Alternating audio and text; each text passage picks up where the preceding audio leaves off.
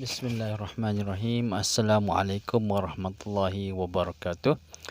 Alhamdulillahi rabbil alamin wa bihi nasta'in. Wassalatu wassalamu ala Rasulillah wa ala alihi wa sahbihi ajma'in. Amma ba'du. Terima kasih kepada tuan-tuan, puan-puan yang sudi mengikuti bicara saya pada hari ini. Jazakumullah khairan katsira. Dan alhamdulillah, Tuhan masih lagi sayang pada kita untuk kita sama-sama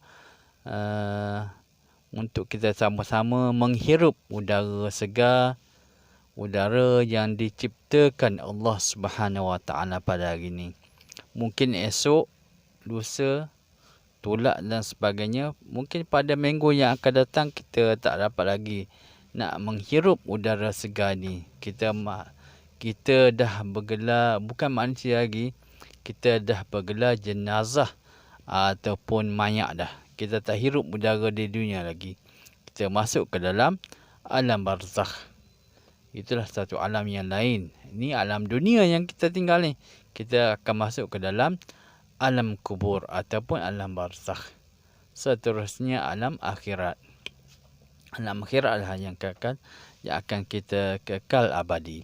Baik tuan-tuan dan puan-puan yang dirahmati Allah sekalian, hari ini alhamdulillah cuaca ada panas sikitlah, ada panas dan tak hujan mana, dan alhamdulillah Tuhan Allah telah menyelamatkan kita semua. Ada yang diuji oleh Allah Subhanahu Wa Taala, ada yang tak ada uji, ada yang diuji dan sebagainya. Kita sebagai hamba kena redha dengan takdir daripada Allah Subhanahu Wa Taala. Ada orang yang diuji dengan banjir, kan? Dengan uji dengan banjir. Seluruh kebanyakannya di pantai timur, negeri pantai timur sebelah itu Kelantan dan Terengganu ni dilanda banjir. Dilanda banjir. Termasuklah saya sendiri pun, walaupun rumah saya tu orang kata kediaman saya ni tak terkena banjir, tapi nak jadikan cerita anugerah Allah Subhanahu Wa Taala ni, saya keluar petang tapi tak boleh nak balik ke kediaman, ke rumah saya. Saya terperangkap.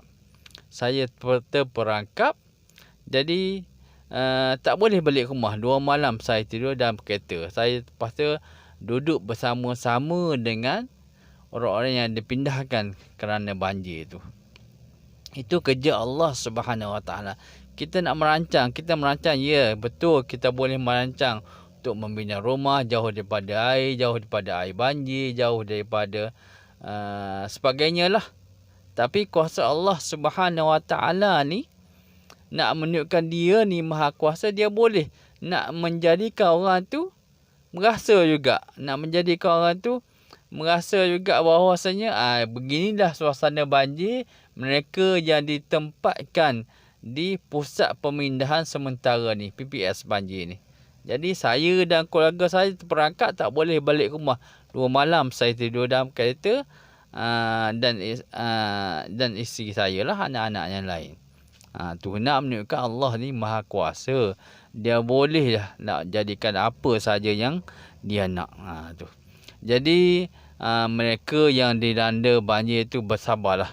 Kita ingat bahawasanya itu adalah ketentuan Allah Subhanahu Wa Taala.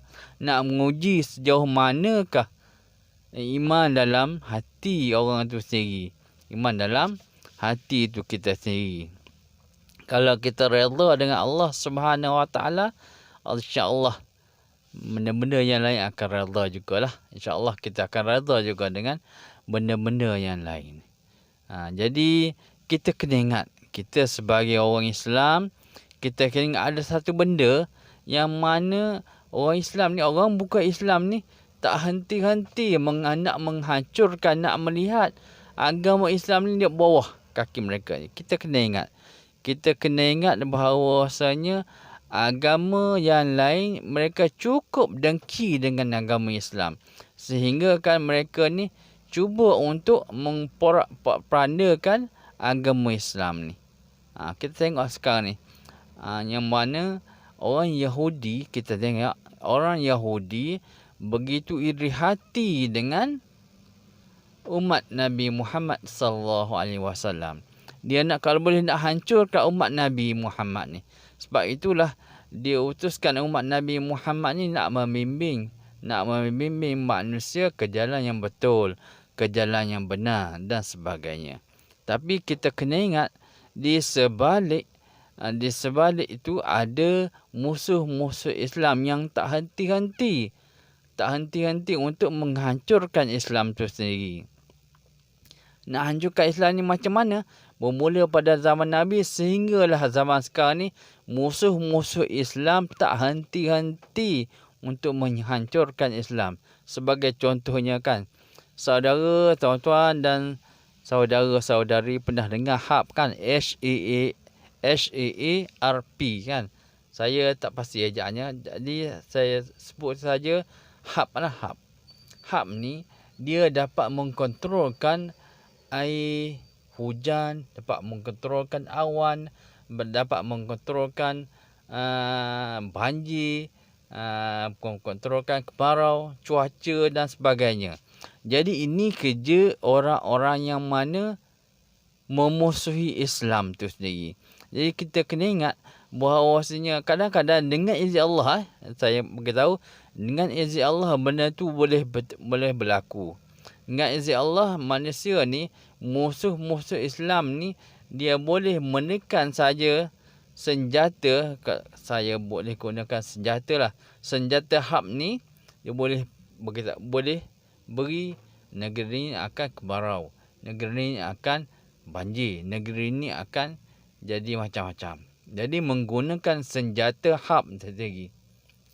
Jadi tak mustahil lah dia nak lebih teruk lagi.